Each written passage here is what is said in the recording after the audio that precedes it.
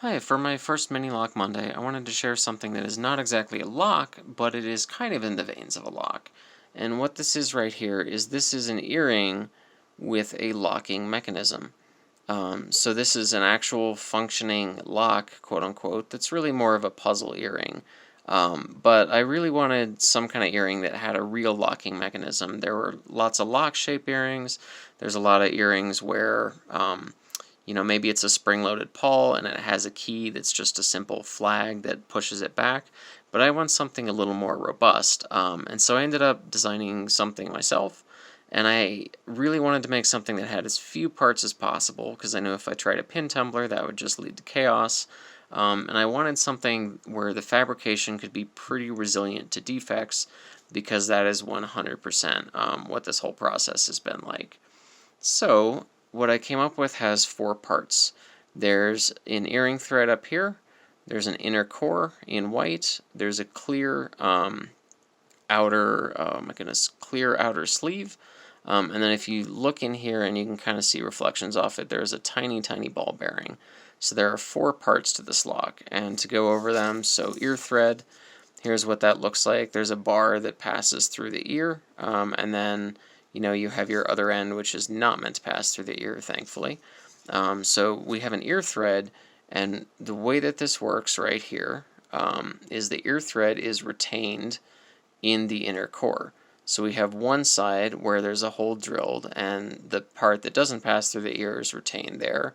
Comes up and out. There's a groove right here.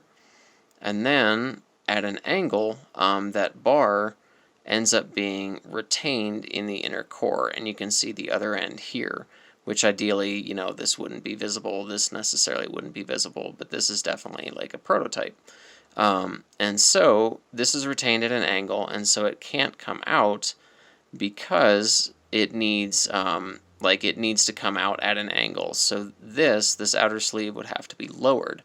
And so that outer sleeve can't actually be lowered right now because this ball bearing sits halfway in between, or this ball bearing sits halfway into the outer sleeve, halfway into the inner core.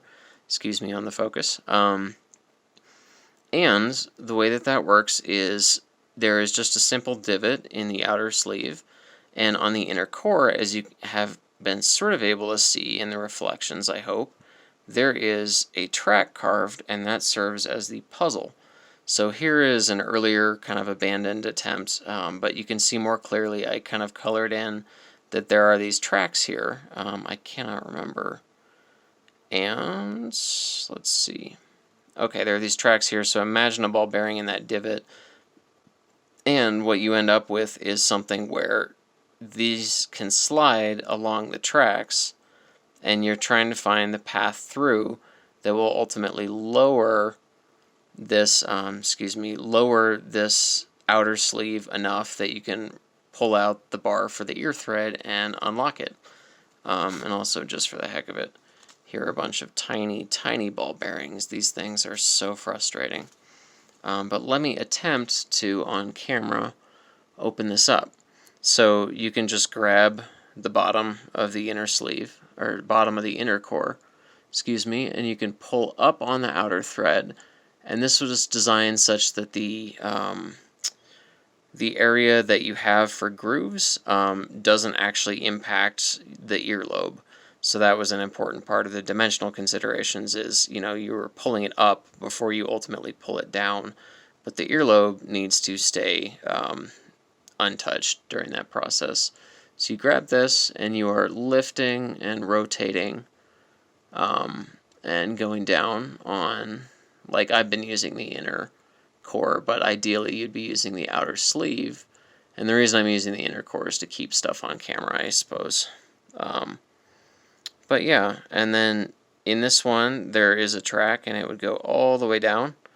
And then you can see that we have now come down far enough that this bar can exit. And that unlocks it. And then we could lock it back up by simply placing this in, and it is fiddly. I'm not going to pretend that it's not fiddly. So I'm not going to worry about doing that particular portion of it right now. But you can see the rough idea of this. And the way the whole thing is assembled is there is a deeper divot. Let me see if I can get focus here. There is a deeper divot that is made in the inner core, and in this case I set it up all the way up here, but so that deeper divot retains, or basically totally allows the ball bearing to enter. And to fabricate, you ultimately stick the bearing in, turn it upside down, and then now you have this ball bearing in this track trapped between the two, and you're good to go. And you can put that, you can shape the track however you want. There's just a lower limit and an upper limit to keep everything functioning properly. And I'm hoping to put these dimensions up in a post on Lockpicking 101 at some point. It's really unfortunate that I used white to prototype and I'm now using a white background, but I think you can kind of see what's going on. And for a prototype, I'm relatively happy with it. I mean, this is unbelievably fiddly, no question, but at the same time, like, I think it gets the point across, and I think it's overall an interesting design, and I would love to see what someone with actual fabrication skills can do. So if you're interested, please do check out that Lockpicking 101 post. It's going to be in the other puzzles section of the forum. And yeah, I hope you have a good day. Thanks for watching.